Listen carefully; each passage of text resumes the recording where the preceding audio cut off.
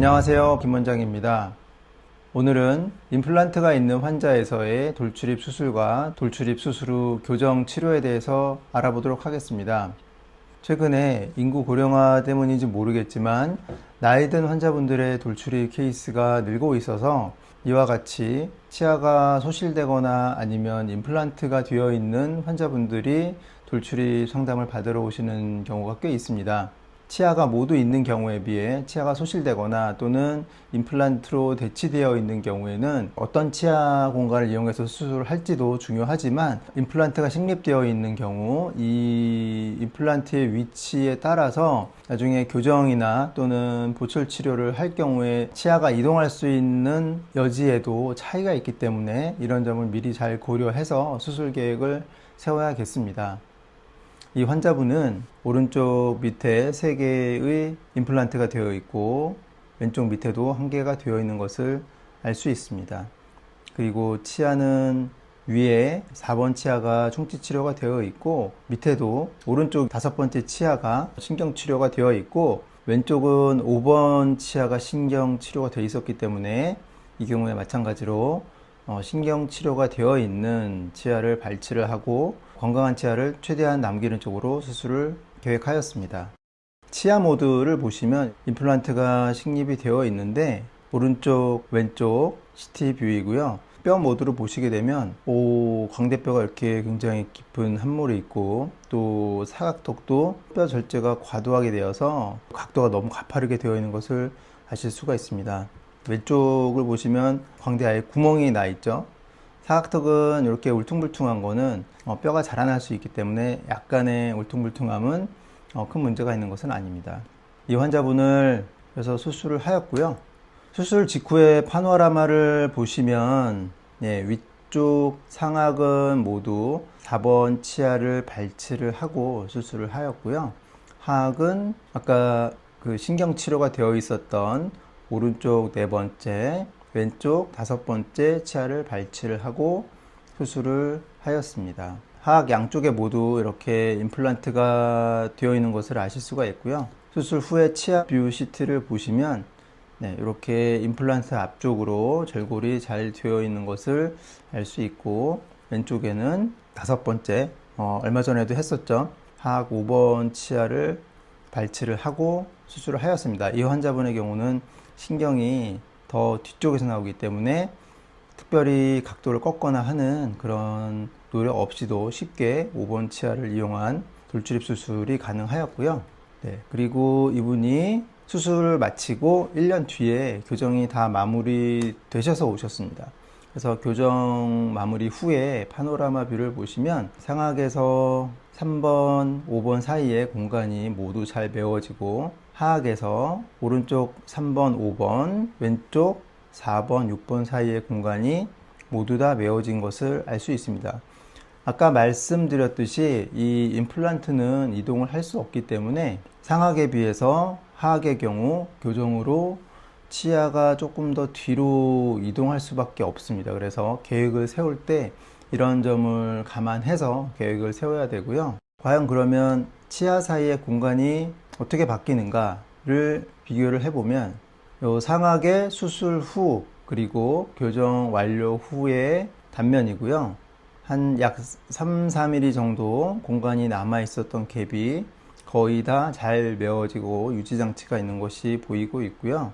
하악에서 4mm 정도 공간이 있었는데 왼쪽은 공간이 막혔지만 오른쪽은 조금 CT상에서는 조금 비어 보이는 것이 보입니다.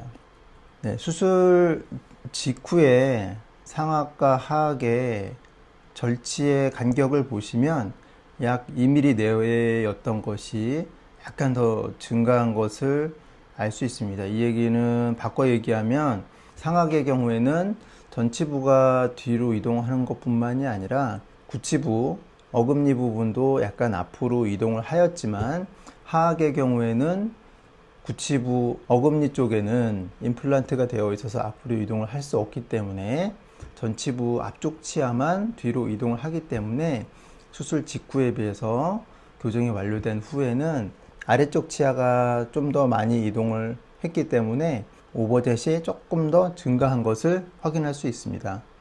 수술 전, 수술 후, 교정 완료 후 세 가지를 모두 함께 놓고 비교를 해보면 나와 있던 입이 들어가면서 상악과 하악의 치아 갭이 한 2mm 정도로 줄어 있었는데, 교정이 완료된 후에는 상악이 조금 덜 들어간 데에 비해서 하악은 조금 더 들어가서 상악과 하악의 오버젯이 조금 더 벌어진 것을 알 수 있습니다.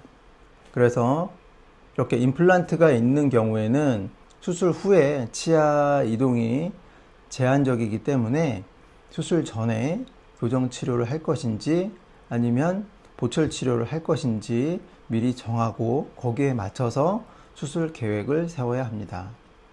네, 그리고 이 환자분에서 또 다르게 볼 수 있는 점은 이 측면에서 보시면 수술 전에 비해서 수술 직후에는 턱 끝 부분에 연부 조직이 더 부어 있고 더 밑으로도 내려와 보이는 것을 아실 수가 있고요. 이 환자분은 이 턱 끝에 전면부와 하연의 크기를 약간 줄이기 위해서 뼈를 조금 갈아주는 쉐이빙을 하였기 때문에 턱뼈가 조금 더 줄었는데, 수술 직후에는 붓기 때문에 그런 변화가 보이지 않다가 교정이 모두 완료된 1년 후에 보시면 턱 끝에 연부 조직의 두께가 원래대로 다시 얇아지면서 턱 끝 크기가 줄어든 것을 확인할 수 있습니다.